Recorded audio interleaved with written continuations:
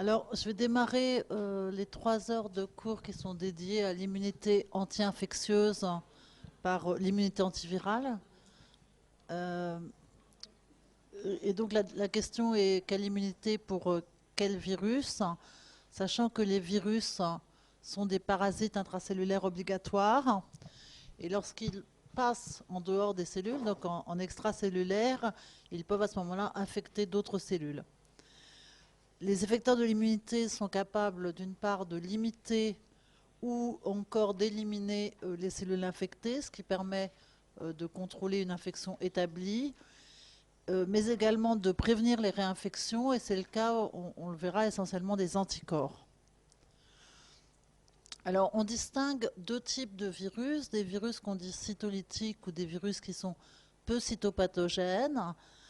Et en réalité, l'immunité, elle peut être ou non protectrice, elle peut l'être dans certaines infections aiguës résolutives où le virus est éliminé. Hein, ça, c'est le cas de la grippe, par exemple, de la rubéole, des oreillons, de la rougeole, de l'hépatite A. Vous savez qu'il y a fréquemment des hépatites A aiguës qui sont dans 100% des cas résolutives. La gravité vient du risque d'hépatite A fulminante au moment de l'hépatite A aiguë, mais il n'y a jamais de passage à la chronicité. Contrairement, on va le revoir, à l'hépatite B ou l'hépatite C. Donc l'immunité, elle est protectrice, elle protège des réinfections. Pas forcément d'ailleurs, parce que, par exemple, pour la grippe, vous savez que le virus il mute et on est immunisé contre un type de virus de la grippe et pas forcément, évidemment, contre tous les virus grippaux. Et cette immunité, elle peut être induite par la vaccination. Il y a des virus qui persistent, comme l'herpès virus, enfin en tout cas les virus du groupe herpès, l'herpès simplex, c'est-à-dire le virus qui donne de l'herpès buccal ou génital, HSV2, et le VZV, c'est-à-dire le virus qui donne varicelle et zona. Là, il y a bien une immunité, mais il peut y avoir des réactivations, et malgré cela, on arrive à obtenir, en tout cas pour VZV, un certain degré de protection par les vaccins. Donc, à côté de ce type d'infection virale, vous avez des virus qui sont en soi peu cytopathogènes et qui peuvent donner des infections, enfin une immunité, pardon, mais aussi des mécanismes d'immunopathologie. On va le revoir dans certains exemples. Dans certains cas, l'infection aiguë est résolutive. Donc, c'est le cas du virus CMV. Mais le plus souvent, en fait, le CMV persiste. L'hépatite B, vous savez qu'un certain nombre de gens guérissent de l'hépatite B et d'autres vont évoluer vers une hépatite B chronique. Par contre, l'immunité est protectrice et il existe un vaccin contre l'hépatite B qui induit la synthèse d'anticorps et qui permet d'empêcher la contamination virale. Certains virus persistent à l'état latent, comme le BV, l'Epstein-Barr virus, qui, vous le savez, dans sa forme aiguë, peut donner une mononucléose infectieuse, mais qui ensuite persiste dans l'organisme, peut se réactiver et est associé à la présence, pas évidemment pas chez tous les patients, bien heureusement, mais à l'origine de lymphomes, parfois EBV+, donc qui expriment des gènes de l'EBV. Alors, dans les cas de persistance virale, l'immunité, elle existe, mais elle est plus ou moins protectrice. Et finalement, il s'établit une espèce de balance, un équilibre entre le virus et le système immunitaire. On va en voir l'exemple au cours un peu plus tard. Donc, c'est le cas du CMV, des hépatites B, qui sont associées quand l'hépatite B réplique, notamment à un risque accru de cirrhose et d'adénocarcinome sur la cirrhose HBV, du VIH, et ça on en parlera tout particulièrement lors du dernier cours, des papillomavirus, les virus HPV comme on les appelle, Human Papillomavirus, qui sont associé à une fréquence accrue de cancer.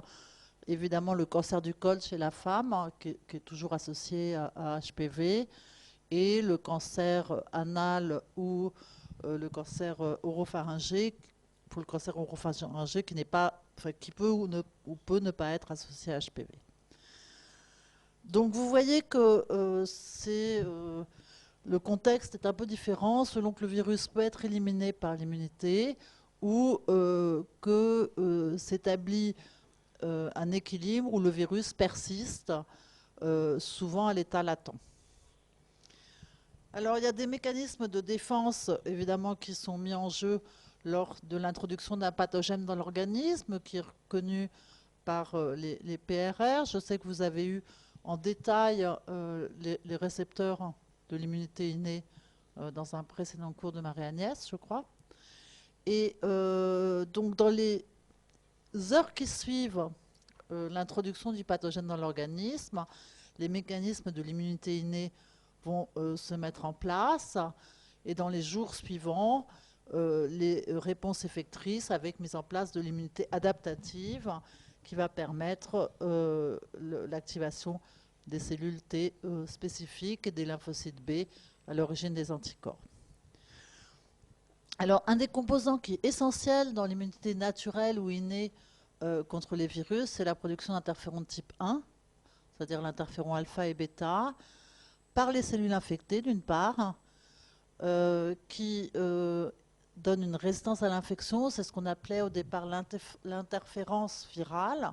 C'est-à-dire qu'une cellule qui est infectée produit de l'interféron et devient résistante à l'infection par un autre virus. L'interféron inhibe la réplication virale. On va voir qu'il y a des cellules du système immunitaire qui sont un type de cellules dendritiques qui sont les cellules dendritiques plasmacytoïdes qui aussi produisent des quantités importantes d'interférons de type 1. Dans les autres mécanismes de l'immunité naturelle ou innée, il y a évidemment les cellules NK qui sont les cellules natural killer qui peuvent lyser les cellules infectées et qui sont activées par les interférons et l'interleukine 12. Et enfin, l'activation du complément peut avoir un rôle dans la neutralisation virale. Alors, les interférons de type 1, ils sont certes produits par une cellule infectée, quelle qu'elle soit, mais en fait, ils sont principalement sécrétés par les cellules dendritiques plasmacytoïdes, que vous voyez dessinées ici et qui expriment BDCA2. La production d'interférons de type 1, elle est vraiment précoce et elle est induite par des ARN messagers viraux dans toute cellule infectée par un virus. Donc, cellules infectées et PDC. Les interférons ont une activité antivirale, donc ils protègent de nombreux types cellulaires de l'infection. Alors par plusieurs mécanismes, ils interfèrent avec la production des virions, ils inhibent la synthèse des protéines virales, ils inhibent la pénétration, le bourgeonnement et la libération d'acides nucléiques viraux. Donc vous voyez qu'ils agissent vraiment à différentes étapes du cycle des virus. Ils stimulent l'activité NK, notamment dans les herpès virus. Et également, ils ont un rôle immunomodulateur, on va le revoir, en stimulant à la fois la synthèse et l'expression des molécules HLA de classe 1, ce qui permet l'activation notamment des cellules T, puisqu'il y aura une meilleure présentation d'antigènes. Alors, les agents pathogènes peuvent être reconnus par les TLR, les Toll-like récepteurs. Je sais aussi que vous les avez vus en détail. Simplement pour vous rappeler que finalement, les TLR qui vont reconnaître les virus sont plutôt ceux de la fin, là, le TLR7, 8 et 9. TLR7 et 8 parce qu'ils reconnaissent les ARN viraux, et TLR9 qui peut reconnaître l'ADN viral. Vous savez qu'il y a des virus à ADN, des virus à ARN. Par exemple, le VHC, l'hépatite C, c'est un virus ARN. L'hépatite B, c'est un virus ADN. Et alors ce schéma, il est un petit peu complexe, mais il vous montre les deux populations de cellules dendritiques, les cellules dendritiques myéloïdes et les cellules dendritiques plasmacytoïde, qu'on appelle aussi IPC, pour interféron producing cell. Donc c'est vraiment une cellule qui est spécialisée dans la production d'interférons. Alors si on regarde ce schéma, qu'est-ce qu'on voit? On voit que finalement il y a plutôt moins de TLR sur les IPC que sur les MDC, les cellules dendritiques myéloïdes, qui, vous voyez ici, expriment beaucoup plus de différents TLR que les PDC. Néanmoins, elles vont être capables de détecter des signaux de danger qui vont être fournis par la reconnaissance d'un ARN ou d'un ADN viral via le TLR7 et le TLR9. Il va y avoir attraction et attachement à l'endothélium, capture de l'antigène par ces PDC. Et puis, la PDC activée va faire des quantités importantes d'interférons alpha et bêta qui vont avoir ces effets antiviraux qu'on vient de voir, et d'ailleurs aussi antitumoraux, et qui régulent les réponses à la fois innées et adaptatives. Alors sur les voies de signalisation, je vous rassure, je ne vais pas aller très en détail, simplement pour dire que finalement les voies qui aboutissent à la production d'interférons type 1, c'est les voies IRF, contrairement à ces signaux via NF-κB, AP1, qui sont plutôt à l'origine de la production de cytokines pro-inflammatoires. Si je vais trop vite ou s'il y a des choses que vous ne comprenez pas, vous m'arrêtez? Ouais. Alors, qu'est-ce qui se passe une fois que l'interféron est produit? Toujours on parle de l'interféron de type 1. Il va se lier à un récepteur qui est en fait un hétérodimère avec deux chaînes, récepteurs type 1 et 2. Donc cette liaison de l'interféron de type 1 à son récepteur hétérodimérique va induire une signalisation via deux familles de kinases qui sont la tyrosine kinase 2 et JAK1, Janus activated kinase, ce qui va permettre la phosphorylation et le recrutement de STAT1 et la formation d'un hétérodimère STAT1, STAT2. Ensuite, cet hétérodimère va passer dans le noyau et s'associer à IRF9, ici, pour former un complexe qu'on appelle ISGF3. Et en fait, ce complexe va aller se lier, stimuler une partie qui est l'interféron stimulated response element, et donc va permettre la traduction, la transcription des gènes qui sont les ISG pour interféron stimulated gene.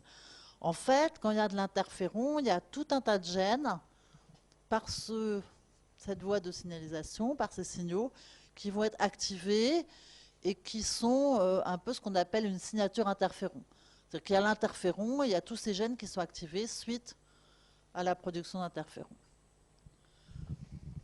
Et donc la signature interféron a été très étudiée parce que notamment dans les maladies auto-immunes, où on pense que l'interféron joue un rôle important, on voit par exemple chez les malades qui ont un lupus, qu'il y a cette signature interféron, c'est-à-dire des quantités importantes d'interféron probablement qui circulent.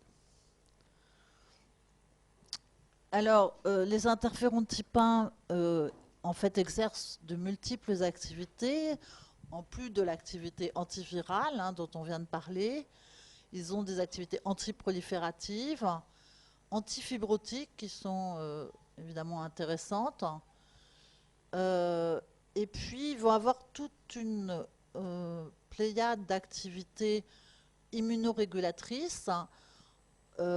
Ils facilitent une différenciation de type TH1. Donc, quand on a des lymphocytes T qui sont en présence d'interférons, ils vont plus volontiers se différencier en TH1. L'interféron est capable d'activer les DC, les cellules dendritiques, d'activer les cellules NK, d'induire la survie des lymphocytes T et la prolifération des lymphocytes B. En plus, l'interféron a un potentiel anti-angiogénique, ce qui est potentiellement intéressant. Donc vous voyez beaucoup d'activités pour l'interféron de type 1, les interférons de type 1. Alors, quand on regarde dans les jours qui suivent une infection par le virus de la chorioméningite lymphocytaire, chez la souris, dans un modèle murin, on s'aperçoit que vraiment dans les jours qui suivent l'infection, vous voyez ici une augmentation de l'activité des cellules NK qui est totalement parallèle à la production d'interférons de type 1. Donc vous allez avoir production d'interférons, activation des NK dans les phases très précoces après l'infection. Alors, ça encore, c'est des rappels. Hein. Les cellules natural killer, elles ne sont pas phagocytaires. Par contre, elles peuvent entraîner la lyse de cellules infectées, et ce, indépendamment de la reconnaissance de l'antigène. Donc, elles possèdent des protéines qui sont contenues dans des granules, perforine et granzyme, et donc ces protéines permettent une cytotoxicité qui est naturelle et pas restreinte par le complexe majeur d'inhibition.